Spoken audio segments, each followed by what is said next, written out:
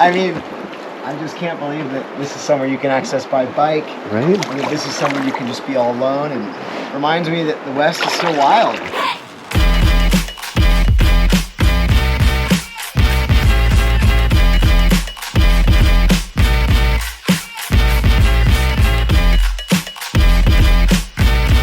Hey, what's up, sports fans? Chaz here.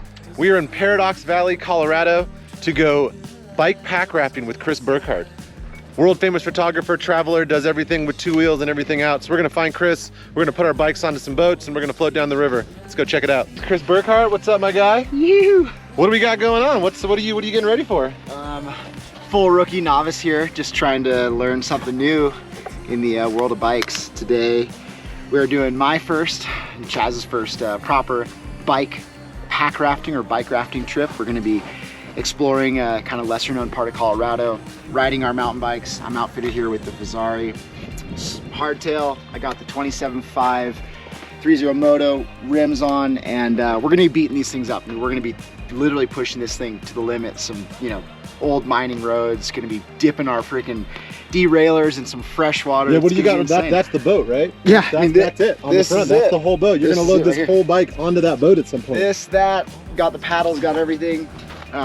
Barely know what we're doing, but that's the point, right? You want to become a beginner, you want to learn, so I'm psyched. 10-mile road ride to the river, then we get the rafts out and float to camp. This is the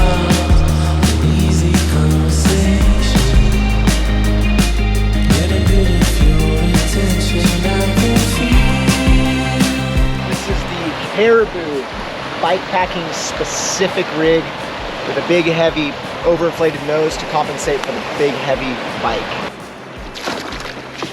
The unglamorous side of pack rafting. We got a pretty beefy tire on there, the Magic Marys, which are almost like a downhill tire.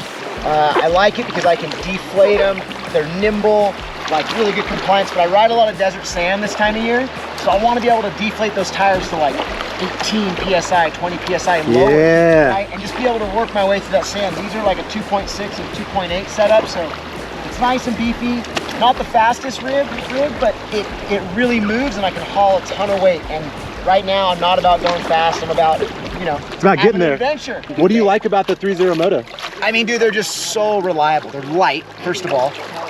Compliance is insane, and I always trust them. I've had these wheels riding, 600 miles across Iceland and through full sand and everything, and never had an issue. And I love them. Also running the full SRAM ETAP setup, all like kind of shifting, which has been getting soaked, doing really well. 10 to 52 tooth in the rear. What else can I say? I mean, dude, this thing is light. It's beastly. Gonna float to camp, where we're gonna take out, and tomorrow morning we'll build our bikes, and then we'll ride to the next float section. It's a lot of floating and then riding. Gravity-fed water filtration system. Nothing but the classiest.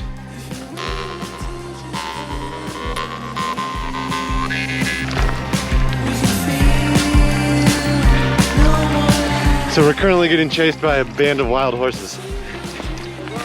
Not the band. Not the band wild horses, but some wild horses. Literally riding with horses.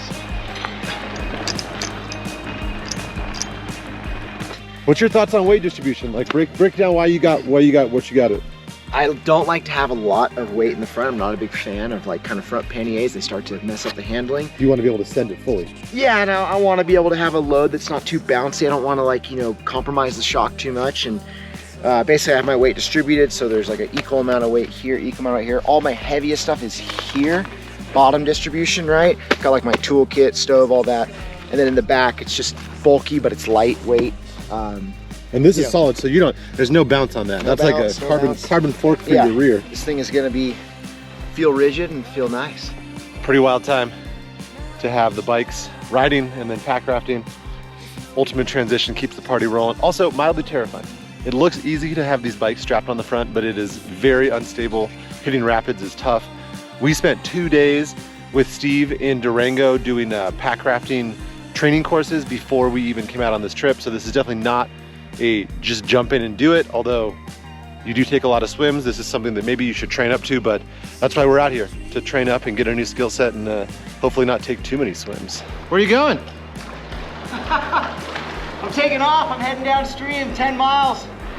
10 miles of rafting after 25 miles of riding. Sick, about to hit some rapids up there. You can see them. Dude, it's been a good time. Sick. Wish me luck. Peace. Later, my guy. Woo. All right, you heard the man. We gotta go. Make sure to like, make sure to subscribe. If you have any questions for Chris, drop them in the comments. Until then, I gotta hop on my raft and follow that guy down the river, making you faster. Pack, bike rafting, bike rafting, pack rafting. We're floating our bikes down the river. Take it easy. Woo-hoo! Oh my God, I just got soaked! Woo-hoo-hoo-hoo! Oh, dude, that drop!